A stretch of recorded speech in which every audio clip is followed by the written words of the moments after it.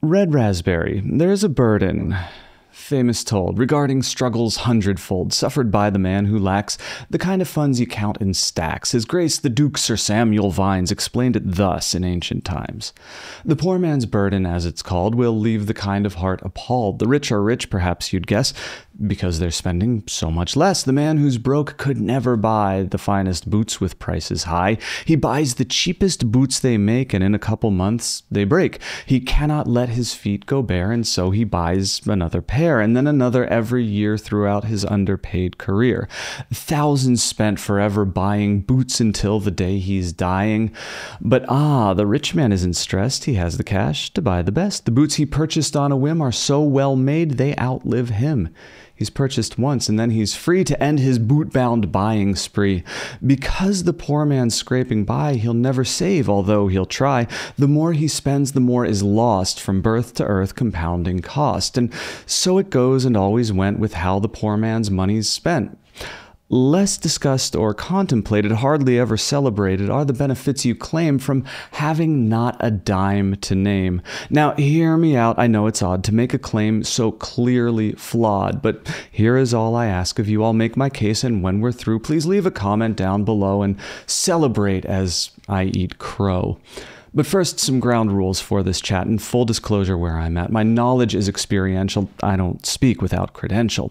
I've been in all financial ways quite impoverished all my days, so please believe me when I tell I know this topic very well. While nothing that I say is theory, doesn't mean my view is dreary. Something that I must make clear is that there's no complaining here. My poverty is just in wealth. I have my brood, my food, and health. Indeed, were you to meet the fam, you'd know how very rich I am. And while I claim paternal glory, my bank will tell a different story. Account as empty as allowed without a fee, but still I'm proud. I'd rather have a purse of debt than live a life of nursed regret. But don't you think me rosy, dumb, naive, and foolish as they come. I'm well acquainted with the pain of life without financial gain. It grinds you down and shreds the soul, leaving an exhausted hole in place of where your joy once sat, and that is that. But something we both know is true, austerity has upsides too, and since I walk the camera walk, we'll couch it all in camera talk. The thing I hope you'll keep in mind is that if you should look, you'll find the principles apply the same, whatever industry you claim, so bear with me as we explore these truths through camera metaphor.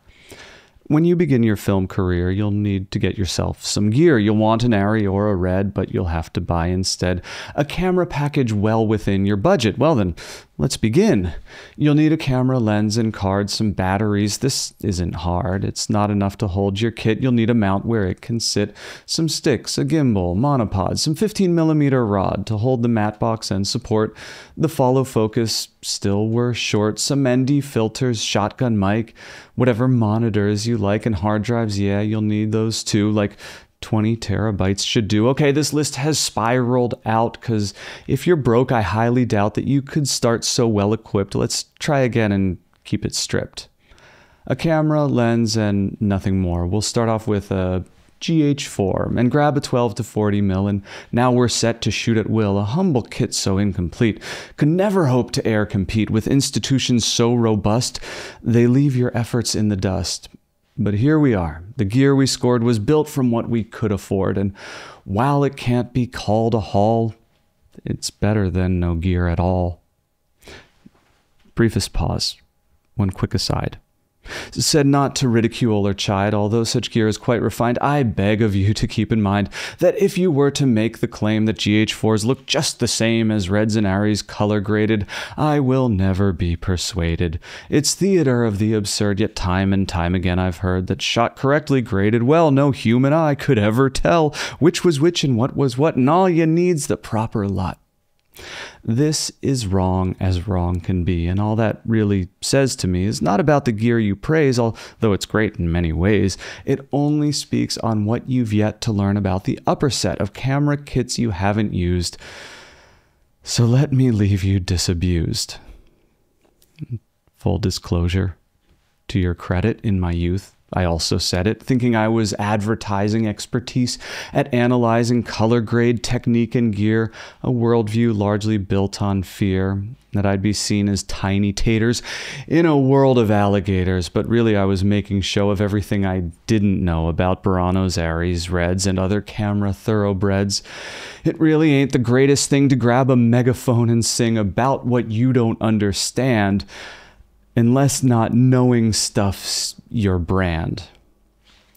Back to gear you buy when poor, that Panasonic GH4 will be a cost you eat yourself because that kit will sit on shelf. Anytime that you aren't taking photographs or movie making, consider those finances lost. You'll never subsidize that cost. Renting, because you're at the bottom. Toys you got, your peers all got them. The only way that you'll extract some value from that artifact is by going out and shooting, building projects, executing, filming weekends, afternoons like you were head of Platinum Dunes. Keep in mind that when you're starting, all that gear that you'll be carting here to there, bus, plane, or rail, will see abuse beyond the pale. All those shoots are indirectly teaching you to shoot correctly. Now, why on earth would someone go and spend a ton on gear they know is purchased just to bash around and drive it straight into the ground, or use until it's obsolete when toys and gadgets can't compete with value brought from matter gray?